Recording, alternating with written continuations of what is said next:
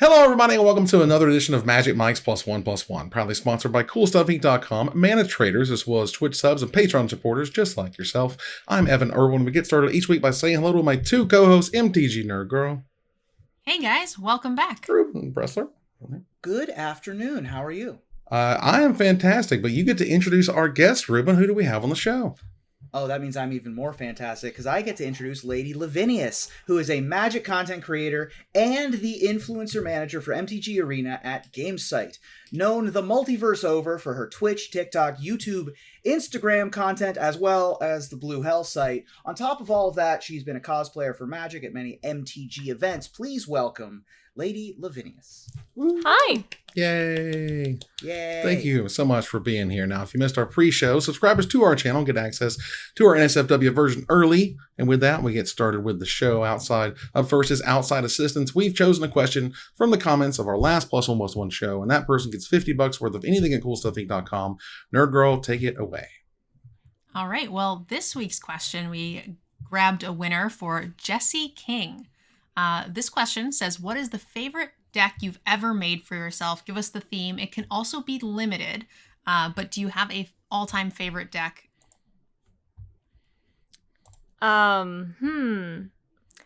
Well, so I think it probably has to be my Kalia deck. I originally had as Mael, but then I wasn't getting hits and I was getting frustrated, so I switched it to Kalia as my very first EDH deck. And I just like the theme of demons, dragons, and angels. Like, everything on the sky, I'm a big flying fan, so that one is got my heart. Although I haven't gotten to play it because I get hated off the board before I start the game. So... Kalia is a scary one. This is 4 mana Kalia, right? Not 3 mana? Yeah. Kalia the Vast. 4 mana. Now that was one of the first, if not one of the first ever commanders, right? For a commander product was Kalia, if I recall, from 2011. So it's been a minute, but yeah, and still a $10+ card. Still, people love that card and play with that card all day. Yeah, fantastic. All right, well, we certainly appreciate Jesse for being part of the show. Please contact us on social media: Twitter DMs, Blue Hell site DMs at Magic Mike's Cast. While that site still exists and we still put up with it. But that said, let's move on here to the origin story of Lady Lavinias. Tell us how you sort of came to be who you are known as today.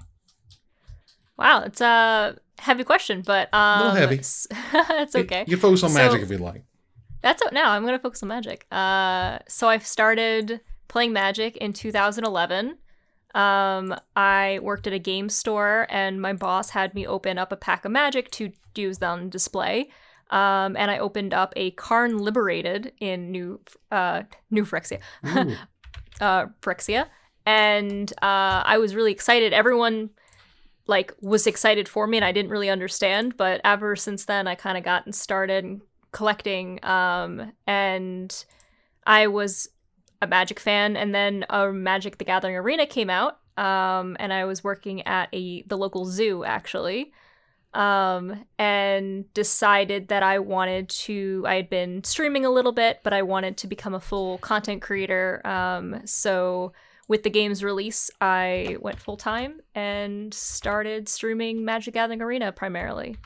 Nice. Now, okay, so we got to back up to that zoo. Yeah, we're working at the zoo. You can't just drop the zoo on me and not tell us about the zoo. I was a volunteer coordinator at the zoo, so it was my job to go to the local schools, libraries, elderly homes, and bring the ambassador animals and teach everyone about the animals and show them off and that's so educate cool. them. Wow. Did you have a team that you traveled with? Or did you just have a van full of animals? I had a van full of animals, which was great. I did have some volunteers, obviously, as the coordinator that would join me on various, what they're called, zoomobiles. But it was a lot of fun just educating the public. So that sounds like something that you got into. Well, first of all, that's a very natural transition to being a public figure. Is, anyone who's in teaching or in education transitions pretty seamlessly into content creation. But that also sounds like you have a background in zoology or animal studies. Is that accurate? Or did you sort of come into it by accident? You just showed up and they were like, here's a bag full of animals. No. So I was a communications and public relations major, and I focused on a bit of education as well. So when I came in, it was a learning curve for sure, but talking to people has always been a strong suit of mine, and that worked really well for getting into content creation. I like Ruben's analogy, or not analogy, but his phrasing there of just like, oh, you're perfect for the job. Here's a van full of animals. Mm-hmm. Yeah. So moving from education from the animals to magic, you've spent some time teaching people magic. Is that right? You at various cons and things? Oh, yeah. Whenever I was hired to be a guest attendant, I would be playing games with them. I would teach, especially the local kids. I'm very big into donating like bulk collections to local schools. So every year I send a bunch over, and I do education programs with the local school people to try to get them into magic. And it's really nice seeing all the cute little kid faces. Now, one of the things that I know that I am not good at is teaching anyone how to play magic. I'm actually actively terrible at it. I don't know why. It's just something I can't do, is teach anyone to play magic. So if I were to say, hey, give me some helpful hints to teach people magic, what would be some things I could do? What methods do you use?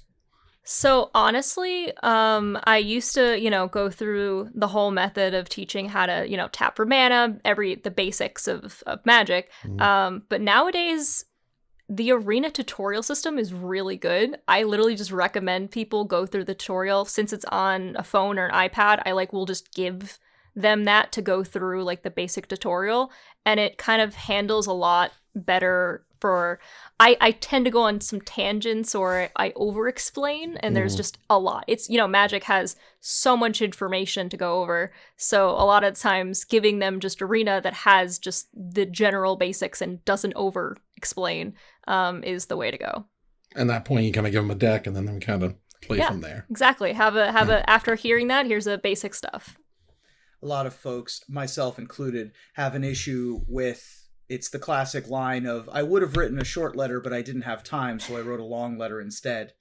Like you just go too deep, too early, and they get overwhelmed. Just having exactly. Right. You're like, at the end of your turn, you can cast that. And they're like, what? Why would I? Slow down. And I'm like, but no, there's a timing window. And they're like, what the hell are you talking about? I'm like, no. Don't build a story on a house with a shaky foundation. But that's a thing that I have trouble with as well. Goodness.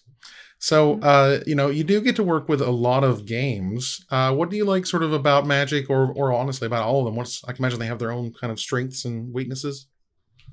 I've always liked strategy type games, or anything that has to do with like things that take your time. When I was younger, like shooter games, things that were just always on.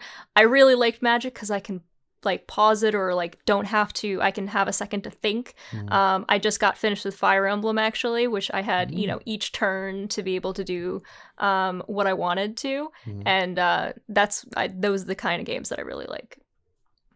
Nice. Yeah, I got into Magic. I actually never told. I don't think I've even told Evan this. I got into Magic through real-time strategy games, games like StarCraft. So I played StarCraft when I was 9.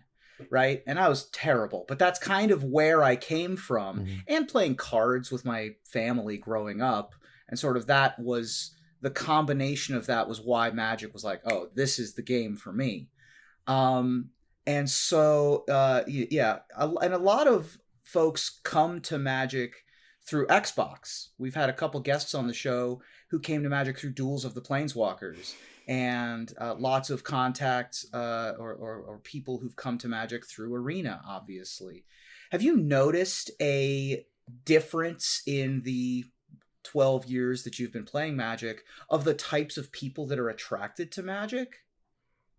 I definitely have seen it grow. There is far more younger kids. And as you mentioned, the Duel of the Planeswalkers, it was not an easy game. I'll be honest, their AI was very advanced. They were brutal sometimes. But I think with Arena being a little bit more accessible with that iPad or phone that I mentioned earlier, it's a little easier for essentially younger kids to be able to get into the game and not feel super overwhelmed. So I've definitely seen more people just playing in general versus, being a little overwhelmed with like either the physical cards or like Magic Online is sometimes a little bit more intimidating. So it's just the sheer amount of accessibility that we have now versus 10 years ago. I'm a decent Magic player and I still can't manage Magic Online all that well. I'm just like, I skipped through my attack step. Oops. Like that, that is a thing that happens unless you put a lot of time into Magic Online specifically. And when you're trying to learn the game on top of it, it's next to impossible. I can see how people would not be very good at that. I learned from the 4th edition rulebook, all right? That was the good old days when you had no idea how anything worked. And cards had individual errata. That's right. Them rocks were soft, y'all. Learning games from a rulebook, it just doesn't, especially a game like Magic. If somebody handed me the rules to Magic and said, play a game of Magic, there'd be no way. Yeah, here's the comp rules. Mm-hmm. Good luck. Have fun. We used to vote on how we thought things worked, like protection from creatures. No trample damage went through. Because you have to assign lethal damage, but the creature never dies. Okay. So we just kind of voted on whatever we thought made sense to us at the time. And that I kind of like that. My beloved Chaplain was OP. Oh, man. Holy smokes. Yeah. The flavor, rulings were ruled all at that point. You're like, how is it supposed to work? I don't know. Whatever. Oh, fully. Before Arena optimized everything, I remember playing in paper and having to go to a website that had judges that you could ask them a question and they would answer your question. But it was just for Magic judges on the website, and that was the only way that I was able to figure it out. Interesting. I've never heard of that website. Oh, I'll have to show it to you after. If it's still alive, if it's still up there, Yeah, a lot of maybe. Forums died that were really great. Now, you've got some experience in cosplay. How did that sort of develop? I have always been into cosplay since I was a teenager. I am really big into anime, so naturally I want to dress up as a lot of the characters. And that kind of grew. I was originally doing a lot of general video games or anime characters, and then when I started to really like Magic and content create as well, I was like, I'm going to start creating the characters in Magic the Gathering because there's no other cosplays. It's a little intimidating sometimes, especially I remember I started out playing League of Legends and I made an Ashe cosplay, and it was before League was a very big thing, so there was no one else. But nowadays, there's so many professional. You can go to a convention, there's 100 different Ashes, and they're so pristine and perfect, and those are super intimidating.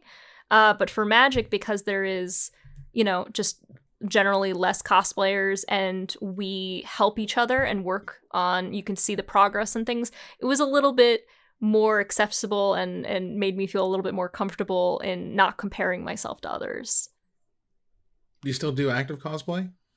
I do, actually. I am currently in moving locally, but after that, I'm going to be working on my next cosplay and hopefully have it done by Vegas. Ooh, Nice. That'd be very exciting.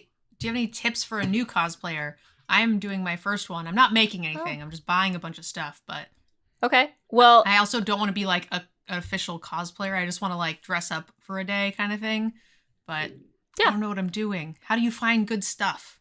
oh, well, I mean, because cosplay is more popular nowadays, there's plenty of awesome websites that have just the entire outfit, or most of it, and then you can kind of make it work with some of the other pieces that you can find online. But it's my biggest advice is that when you go there to the convention and you're walking around, have someone to help you carry your stuff, because you will be stopped every 3 feet for someone asking you to take a picture. Everyone is super kind. They're going to be giving you lots of compliments because they're excited that you brought their character to life. But definitely have someone that's able to take, all of your stuff. Make sure you're having proper water and food, because once you're walking around, you forget, hey, I haven't eaten in 4 hours.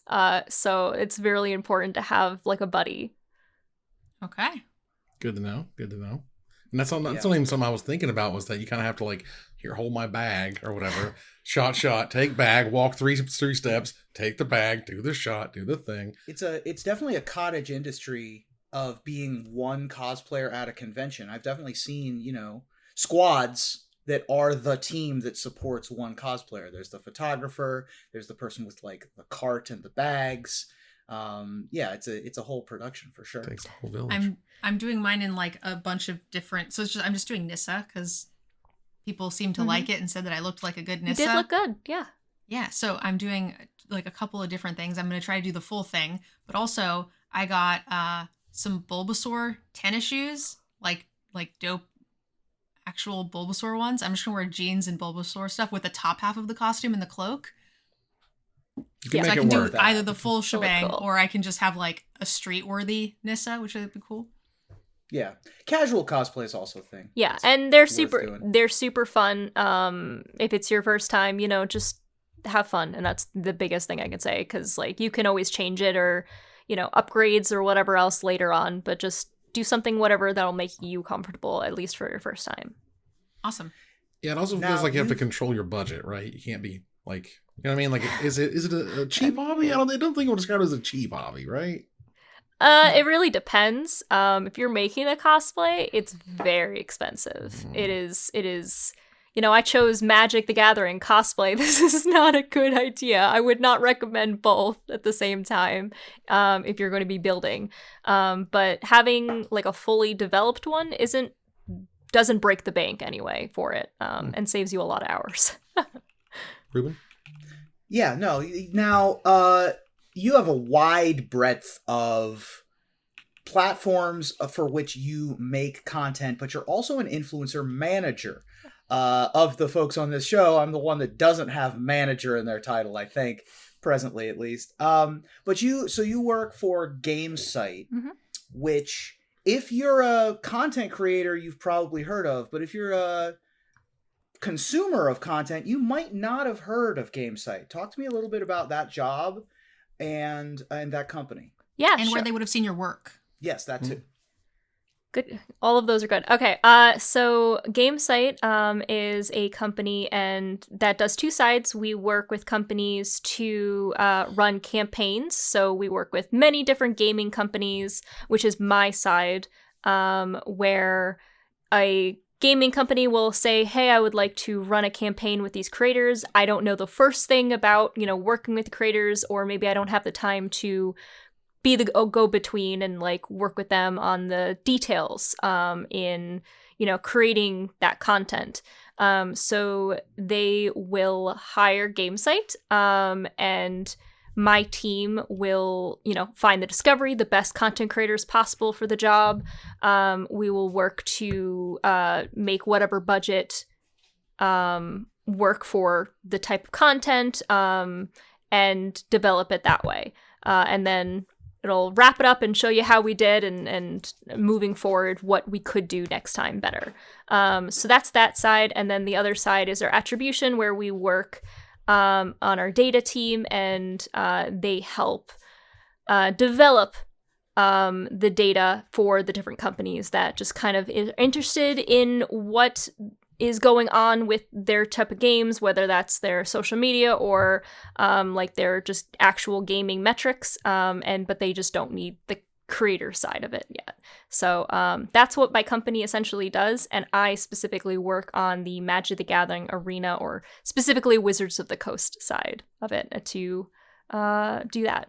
To answer your question about where you could find my content, you could find it on the MTG Arena YouTube channel or the MTG Arena TikTok channel. Both of those I help run and put all the content creators you see on them on the screen for all the community to watch and enjoy. Nice. Like me. I've been on a few of those. Yeah. And the TikTok is very funny. You guys have been doing a really good job getting like those sort of TikTok trends and things paired with actual Magic stuff. I have enjoyed all of the stuff that you guys are posting on there.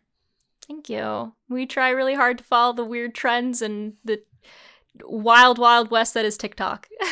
And the new memes. Gotta get on those new memes. Exactly. Well, yeah, you gotta be on top of what the kids are all The about, cutting edge. right, Evan? The cutting edge, everybody. The cutting edge.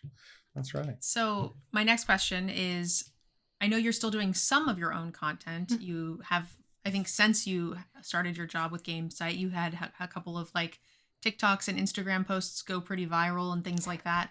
What is on the horizon for you as far as your content? Are you trying to balance those, or are you trying to get more into one or the other as far as like your other job?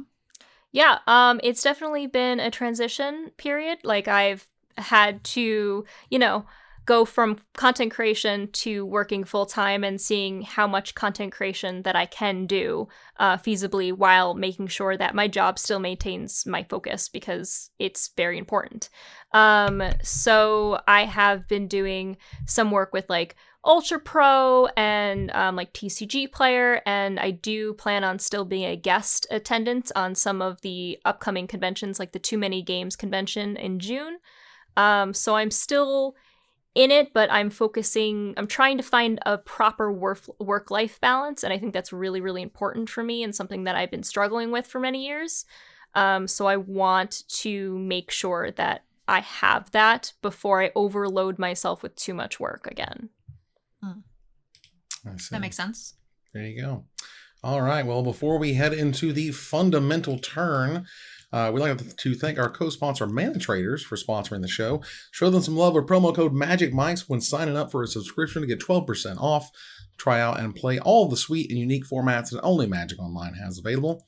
And now on to the fundamental turn. This is where we have a series of fast-paced questions. You just answer right off the top of your head. Whatever the first thing comes, you just throw it out there. It's going to be great. All right. So, what is your favorite thing about Magic? The card art. I really like seeing all the really cool card arts that, comes out of each set. Old border or new border? New border. Favorite set? New Phyrexia. Favorite mechanic? Flying. Favorite deck? Mono green tempo. Card you wish you never got rid of?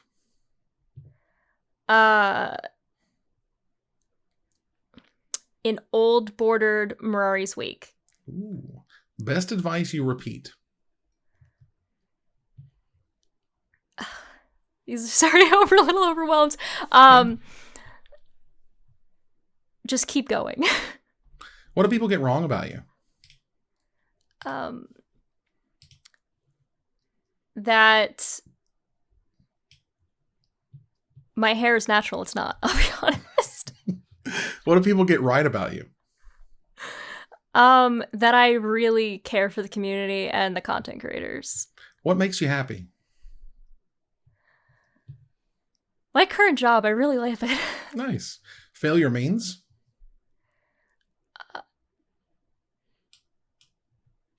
Letting yourself down.